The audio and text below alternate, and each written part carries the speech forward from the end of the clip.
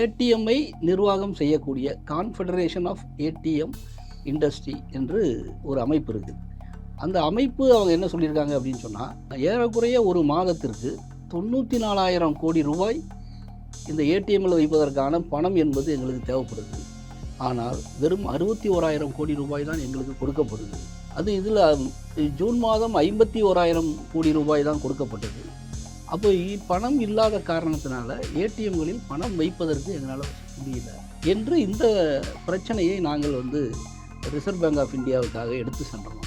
அது அவர்கள் தெளிவான பதில் எதுவும் சொல்லலை. அல்ல அவர் என்ன சொன்னாங்க என்பதை இந்த நிர்வாகத்தினுடைய தரப்பு நமக்கு வெளிப்படுத்தலை.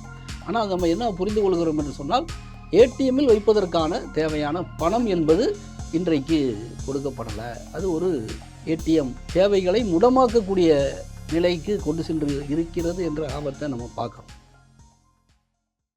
கடந்த சில தினங்களா இந்தியாவில் இருக்கக்கூடிய ஏடிஎம்களில் பணமே கிடையாது அப்படிங்கிற செய்தி ஒன்று வெளியாகிட்டு இருக்கு. இதனால மக்கள் மிகப்பெரிய அச்சத்துக்குள்ளாகி இருக்காங்க.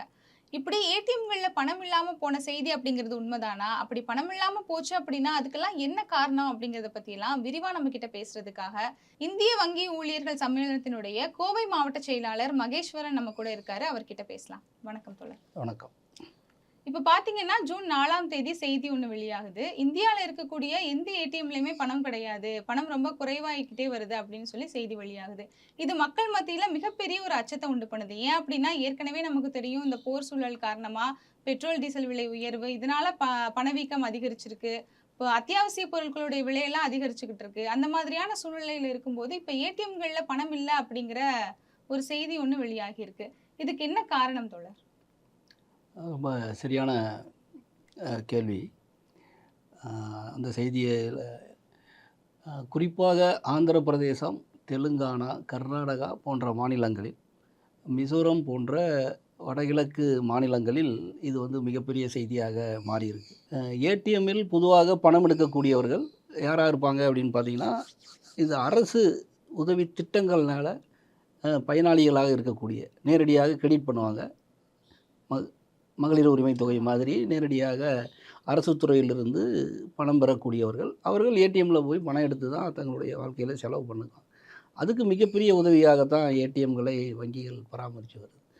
அதில் இந்த ஏப்ரல் மே மாதங்களில் ஒரு மிகப்பெரிய சரிவு என்பதை பார்த்துருக்கோம். அது இன்றைக்கி செய்தியாக வந்திருக்குது அப்படிங்கிறத பார்க்குறோம். இந்த 2 மாதத்தில் ஏடிஎம்மை நிர்வாகம் செய்யக்கூடிய கான்ஃபெடரேஷன் ஆஃப் ஏடிஎம் இண்டஸ்ட்ரி என்று ஒரு அமைப்பு இருக்குது. அந்த அமைப்பு அவங்க என்ன சொல்லியிருக்காங்க அப்படின்னு சொன்னால், ஏறக்குறைய ஒரு மாதத்திற்கு 94,000 கோடி ரூபாய் இந்த ஏடிஎம்மில் வைப்பதற்கான பணம் என்பது எங்களுக்கு தேவைப்படுது. ஆனால் வெறும் 61,000 கோடி ரூபாய் தான் எங்களுக்கு கொடுக்கப்படுது. அது இதில் ஜூன் மாதம் 51,000 கோடி ரூபாய் தான் கொடுக்கப்பட்டது. அப்போ பணம் இல்லாத காரணத்தினால ஏடிஎம்களில் பணம் வைப்பதற்கு எங்களால் முடியல என்று இந்த பிரச்சனையை நாங்கள் ரிசர்வ் பேங்க் ஆஃப் இந்தியாவுக்காக எடுத்து சென்றோம். அது அவர்கள் தெளிவான பதில் எதுவும் சொல்லலை. அல்ல அவர் என்ன சொன்னாங்க என்பதை இந்த நிர்வாகத்தினுடைய தரப்பு நமக்கு வெளிப்படுத்தலை. ஆனால் நம்ம என்ன புரிந்து கொள்கிறோம் என்று சொன்னால், ஏடிஎம்மில் வைப்பதற்கான தேவையான பணம் என்பது இன்றைக்கு கொடுக்கப்படலை. அது ஒரு ஏடிஎம் சேவைகளை முடமாக்கக்கூடிய நிலைக்கு கொண்டு சென்று இருக்கிறது என்ற ஆபத்தை நம்ம பார்க்குறோம். இன்னும் அதில் சில குறிப்பிடத்தகுந்த புள்ளி விவரங்கள் என்ன சொல்லுதுன்னா, ஒரு மாதத்திற்கு ஏறக்குறைய 464 பில்லியன் டிரான்சாக்ஷன்ஸ் நடந்து கொள்ளுகிறது ஏடிஎம்மில் இந்தியாவில். அதில் கணிசமாக ஒரு 10% பரிவர்த்தனைகள் குறைஞ்சிருக்குது. 468 446 பில்லியன் டிரான்சாக்ஷன்ஸ்களாக பரிவர்த்தனைகளாக குறைந்திருக்குது அப்படிங்கிறதும், ஏறக்குறைய 2,64,000 கோடி ரூபாய் பரிவர்த்தனைகள் நடைபெற்று கொண்டிருந்த காலத்தில் இப்போ அது வெறும் 2,50,00,000 கோடி பண பரிவர்த்தனையாக குறைந்திருக்கிறது. இதுக்கெல்லாம் காரணம் இன்றைக்கி ஏடிஎம்மில் பணம் இல்லை என்பது தான் ஒரு காரணமாக இருக்குது என்று தான் பார்க்குறாங்க. அது மட்டும் இல்லாமல் இந்த சேவையை இன்றைக்கு பொதுத்துறை வங்கிகளானாலும் தனியார் வங்கிகளானாலும் அவர்கள் இந்த ஏடிஎம் சேவைகளுக்காக தங்களுடைய வாடிக்கையாளர்கள் மீது கொடுக்கப்படுகிற அந்த சேவை கட்டணம் என்பது அதிகரிச்சிருக்கிறது என்பதையும் ஒரு காரணமாக நம்ம பார்க்க வேண்டியிருக்கு. இன்னும் சொல்லப்போனால் ஒரு வங்கியில் ஒரு ஏடிஎம் கார்டு வச்சுருக்கோம்னா நம்ம மற்ற வேறு வங்கியினுடைய ஏடிஎம்மில் பணம் ஆமா. எடுக்கக்கூடிய சூழ்நிலைகள் நிறையா இருக்கும். அப்படி எடுக்கும்போது எந்த ஒரு வங்கி இன்னொரு வங்கிக்கு அந்த பணம் கொடுத்ததற்கான சேவை கட்டணத்தை கட்ட வேண்டியிருக்கும். அது வந்து மிக குறைவாக இருந்துச்சு. கடந்த வருடங்களுக்கு முன்னாக ரூ. 19 இருந்தது. இப்போ ரூ. 21 ரூ. 23 அது உயர்த்தப்படுகிறது. அப்போ உயர்த்தப்படும்போது அந்த வங்கியினுடைய ஒவ்வொரு பரிவர்த்தனைக்கும் ஆகிற செலவ அவர்கள் கஸ்டமர்கிட்ட தான் வாங்க வேண்டியிருக்கும். அப்போ கஸ்டமர்களுக்கு சேவை கட்டணத்தை அதிகரிக்க வேண்டிய கட்டாயத்துக்கு தள்ளப்படுறாய்ங்க. அதனாலேயும் ஏடிஎம் சர்வீசஸ், ஏடிஎம் பயன்படுத்துபவர்களுடைய இது வந்து குறைவாக இருக்கிறது அப்படிங்கிற ஒரு காரணமாகவும் இன்றைக்கி சொல்லப்படுகிறது அதில. அப்படி அவர்கள் அந்த விலையை உயர்த்துவதற்கு என்ன காரணம்னு கேட்டா, இன்னைக்கு மத்திய ஆசியாவுல நடைபெற்று கொண்டிருக்கிற போர் காரணமாக, எரிபொருள் காரணமாக, வண்டியில கொண்டு போய் தானே ஆமா. பணத்த கொண்டு போய் அத ஃபில்லப் பண்ணிட்டு ஏடிஎம்ஸா வரணும். அப்போ அப்படி வரக்கூடிய அந்த பெட்ரோல், டீசல் செலவுகளினுடைய அதனுடைய விலை உயர்வு என்பது இன்னைக்கு அந்த ஏடிஎம் கம்பெனிஸுகளுக்கு ஒரு பெரிய செலவாக இருக்குது. இன்னும் பல இடங்கள்ல இப்போ அவர்களுக்கு ஊதியம் கொடுப்பது, அந்த மாதிரியான விஷயங்கள்லையும் இன்னைக்கு பராமரிப்பதற்கான செலவுகள் அதிகரித்திருக்கின்ற முறையில, ஒவ்வொரு ஏடிஎம் பரிவர்த்தனைக்கும் கட்டணங்கள் அதிகப்படுத்தியதன் காரணமாகவும், இன்னைக்கு அந்த ஏடிஎம் சேவைகள்ல மிகப்பெரிய பாதிப்புகளை ஏற்படுத்தக்கூடிய சூழ்நிலை இருக்கு அப்படிங்கிறத தான் பார்க்குறோம். இப்ப நீங்க சொல்றத வச்சு பார்க்கும்போது ஒரு சந்தேகம் ஒண்ணு வருது. என்ன அப்படின்னா, இப்ப இந்த மாதிரியான செலவினங்கள தவிர்க்கணும். இந்த மாதிரியான தேவையில்லாத அவங்களுக்கு செலவுகள் ஆகுது. வாடிக்கையாளர்கள் கிட்ட இருந்து பணம் வாங்க வேண்டியதா இருக்கு. இந்த பிரச்சனைகள தவிர்க்கிறதுக்காகவும் மட்டும் இல்லாம, ஒருவேளை இந்த டிஜிட்டல் டிரான்சாக்ஷன வந்து அதிகப்படுத்தணும் அப்படிங்கிறதுக்காகவே வந்து பணம் கொடுக்கப்படாம இருக்கா? அப்படிங்கிற ஒரு சந்தேகம் வருது. ஏன் அப்படின்னா, இப்ப டிஜிட்டல் டிரான்சாக்ஷன் தான் எல்லாருமே இது பண்ண ஆரம்பிச்சுட்டாங்க. ஏடிஎம்கள்ல பணம் எடுக்கக்கூடியவர்களுடைய எண்ணிக்கை வந்து குறைஞ்சிருச்சு அப்படிங்கிற பட்சத்துல, எதுக்கு நம்ம தேவையில்லாம வந்து இதுக்காக மெனக்கெடணும் அப்படிங்கிற ஒரு எண்ணம் வந்து வந்துருச்சோ அரசாங்கத்துக்கு? இல்ல டிஜிட்டல் பரிவர்த்தனை என்பதை விட, நீங்க பார்த்தீங்கன்னு சொன்னீங்கன்னா, ஒரு வகையில அதற்கான முயற்சி என்பது நடக்குது. டிஜிட்டல் பரிவர்த்தனைகளை நோக்கி மக்கள் செல்ல மக்கள் வேண்டும் சொல்லணும். என்று இன்னைக்கு இந்தியா போன்ற நாடுகள்ல ஏன்னா நரேந்திர மோடி அவர்கள் பதவியேற்றதுல இருந்தே டிஜிட்டல் இந்தியா அந்த மாதிரியான விஷயங்கள தான் அவர் ஊக்குவிச்சுக்கிட்டு இருக்காரு. ஒருவேளை அதனுடைய ஒரு தொடர்ச்சியா தான் இந்த ஏடிஎம்கள்ல பணம் கொடுக்கப்படாததா இருக்குமா? அது டிஜிட்டல் பரிவர்த்தனையை நோக்கி இந்தியா செல்ல வேண்டும் என்பதில பிரதமர் அவர்கள் ஒரு பெரிய முயற்சியாக எடுத்தாங்க. அதுக்கான ஒரு திட்டமாக அவர் அறிவிச்சது 2016 நவம்பர் 8ஆம் தேதி டிமானிடைசேஷன் என்ற பண மதிப்பு இழப்பு என்ற ஒரு திட்டத்தை தான் அவரு அறிவிச்சாரு. உடனடியாக ஒரே நாள்ல ஆமா. ஐ அதுக்கு அவங்க சொன்ன காரணம் வந்து கள்ள நோட்டுகளை எல்லாம் நாங்க ஒழிக்க போறோம். அதனால தான் இது கொண்டு வந்திருக்கோம்னு தானே சொன்னாங்க. ஆமா. அவங்க சொன்ன ஒரு 4 நோக்கங்கள சொன்னாங்க. இந்த 4 நோக்கங்களை இது பண ம். மதிப்பு இழப்பு திட்டம் என்பது இந்தியாவுல கொண்டு வரும். அது வந்து கள்ள நோட்ட ம். ஒழிக்கும், கருப்பு பணத்தை ஒழிக்கும், ஆமா. ஊழலை ஒழிக்கும், தீவிரவாதத்தை ஒழிக்கும் என்று இந்த நோக்கத்துக்காக கொண்டு வரப்பட்ட திட்டம் தான் அந்த திட்டம் ஆக்சுவலா. ஆனால் அந்த திட்டம் வந்து எந்த அளவுக்கு இன்னைக்கு ஒரு வெற்றிகரமாக்கப்பட்டிருக்கு அப்படின்னு பார்த்தா, மிகப்பெரிய தோல்வியை தான் அது வந்து சந்திச்சிருக்குது அப்படிங்கிறது தான். ஏனென்று சொன்னால், அது வந்து அவங்க சொன்ன அந்த கள்ள நோட்டுங்கிறது, அது கூட கடந்த 2 மாதங்களுக்கு முன்பாக பத்திரிகை செய்தியாக வந்திருக்குது. இன்னைக்கு கள்ள நோட்டு புழக்கம் என்பது பெரிய அளவுக்கு இன்னைக்கு அதிகரிச்சிருக்குது. ஏறக்குறைய கடந்த அ 10 ஆண்டுகள்ல, 10 கடந்த ஆண்டுகள். 7 ஆண்டுகள்ல 4 மடங்கு, 5 மடங்கு கள்ள நோட்டுகளுடைய எண்ணிக்கை என்பது இன்னைக்கு பெரிய அளவுக்கு அதிகரிச்சிருக்கிறது. அதுவும் குறிப்பாக அ குஜராத் போன்ற மாநிலங்கள்ல இன்னைக்கு ரூ. 357 கோடி ரூபாய்க்கான கள்ள நோட்டுகள் என்பது அங்க இருந்திருக்குது. ரூ. 500 ரூ. 100 நோட்டுகள் கூட இன்னைக்கு புது சீரியஸ்ல வந்தத கூட இன்றைக்கு கள்ள நோட்டுகள் வந்து இந்தியாவுல அ விநியோகம் நடக்கிறது இன்னைக்கு. ஒருவேளை இப்பவும் இந்த கள்ள நோட்டுகள தடுக்கிறதுக்காக தான் ஏடிஎம்கள்ல பணத்த குறைச்சிருக்காங்களா? அது காரணம் அல்ல. அது வந்து கள்ள நோட்டுகளை தடுப்பதற்காக அது மானிடைசேஷன், டிமானிடைசேஷன் திட்டம் தான் வந்துச்சு. பணத்த ஒழிச்சிட்டோம்னா, நம்ம வந்து நோட்டுகளை குறைவாக அடிச்சுக்கலாம். டிஜிட்டலை நோக்கி மக்கள் ம். போயிடுவாங்க. கள்ள நோட்டுக்கு சில தொழில்நுட்பத்தை பயன்படுத்தி பாதுகாப்பு ஏற்பாடுகளை செய்யலாம்னு நினைச்சாங்க. ஆனால், அது மிகப்பெரிய தோல்வியை கண்டிருக்கிறது. இன்னைக்கு இருக்கக்கூடிய மகாராஷ்டிராவுல, கர்நாடகாவுல 100 கோடி ரூபாய்க்கு கள்ள நோட்டுகள் கண்டுபிடிக்கப்பட்டிருக்கு. அ கர்நாடகாவுல 50 கோடி ரூபாய் அளவுக்கு கள்ள நோட்டுகள் என்பது கண்டுபிடிக்கப்படுகிறது. லட்சக்கணக்கான நோட்டுகளுடைய எண்ணிக்கையில் ஏறக்குறைய இந்த கடந்த 5 ஆண்டுகளில் 10 மடங்கு அதிகமாக கள்ள நோட்டுகள் விநியோகத்துக்கு வந்துருச்சு. அதில முதல் இடத்த இன்னைக்கு குஜராத் மாநிலம் என்பது பெறக்கூடிய அளவுக்கு நிலைமைகள் என்பதை நம்ம பார்க்குறோம். எனவே கள்ள நோட்டு ஒழிப்பு என்பது அ இதனுடைய நோக்கமும் கிடையாது.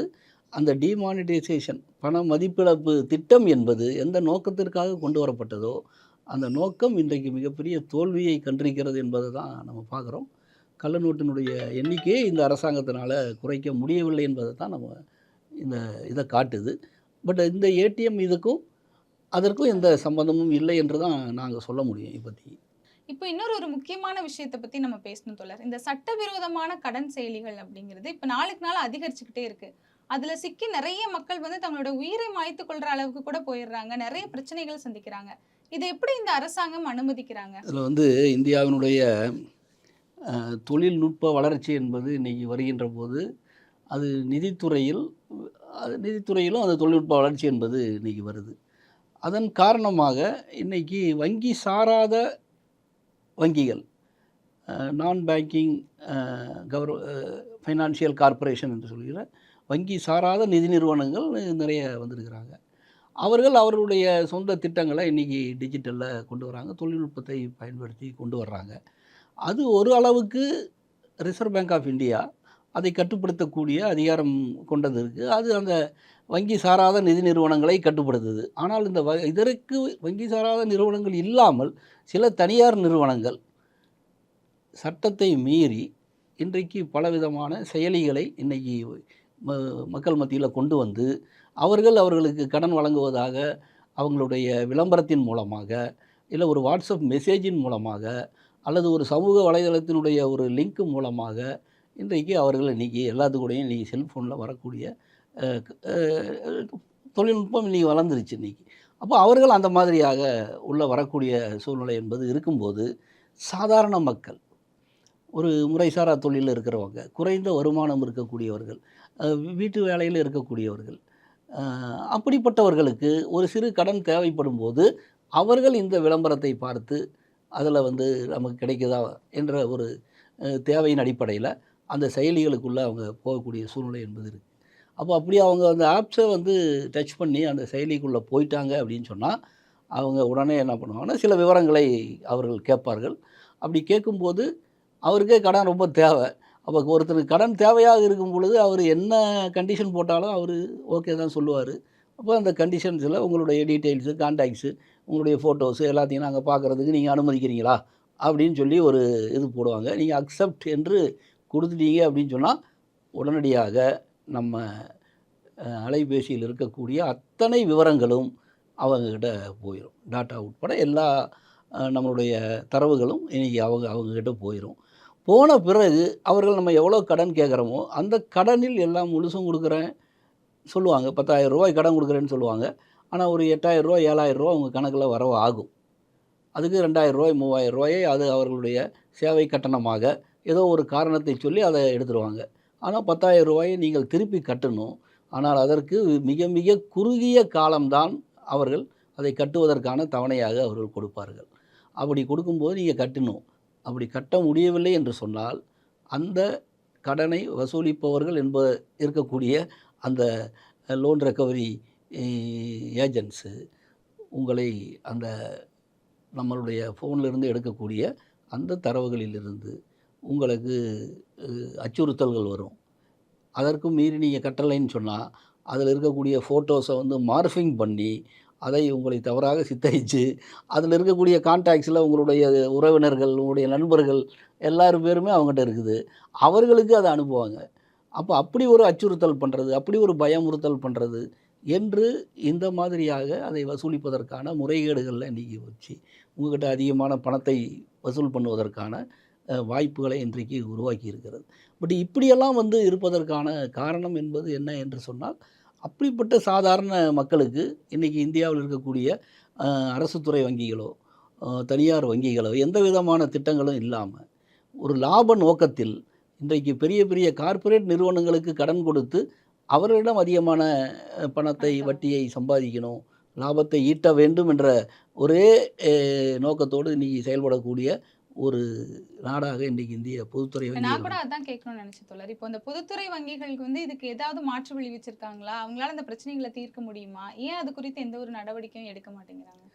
அதான் அது பொதுத்துறை வங்கிகள் ஒரு காலத்தில் மக்களுக்கு சேவை செய்வதற்காக ஏற்படுத்தப்பட்டது. விவசாயத்திற்காக, தொழில் வளர்ச்சிக்காக, மற்ற பிற சேவைகளுக்காக பண உதவி செய்வதற்காக ஆரம்பிக்கப்பட்ட நிதி நிறுவனங்கள் இன்றைக்கு லாப நோக்கத்திற்காக செயல்படக்கூடிய நிதி நிறுவனங்களாக இன்றைக்கு மாறிவிட்டது.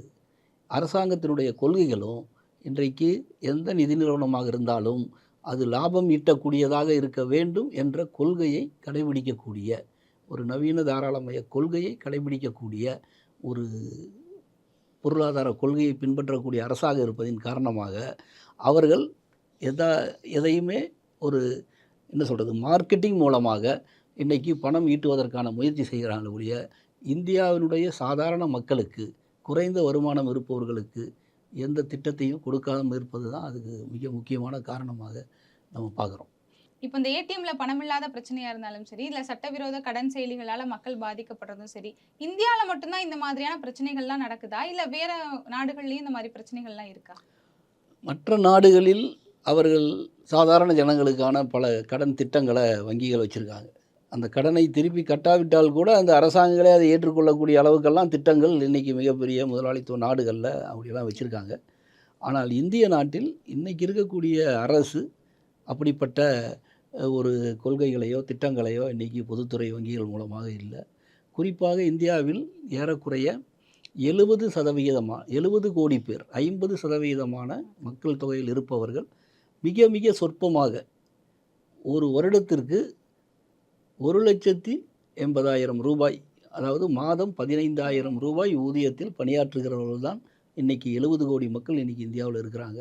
அப்போ இவர்களுக்கு இவர்களுடைய வாழ்க்கைக்கு இவர்களுடைய கல்விக்காக சுகாதாரத்திற்காக இவர்களுடைய சேமிப்பிற்காக வருங்கால சந்தர்ப்பங்களை பயன்படுத்தி கொள்வதற்கான அதற்கான பணம் என்பது இன்றைக்கு இவர்களுக்கு தேவைப்படக்கூடிய அளவுக்கு இவர்களுக்கு எந்த நிதி உதவியும் கிடைக்காத காரணத்தினால் அதே சமயத்தில் வெறும் இந்தியாவில் இருக்கக்கூடிய 0.5% மக்கள் இன்றைக்கி ஏராளமான பணத்துக்கு சொந்தக்காரர்களாக சொத்துக்களை வைத்திருக்கக்கூடிய ஆட்களாக இருக்கிறதுனால இன்றைக்கு அவர்களுடைய சாதாரண மக்களுடைய பிரச்சனைகளுக்கு தீர்வு காண்பதற்கான திட்டங்களை இன்றைக்கி நிதி நிறுவனங்கள் செய்ய இயலவில்லை.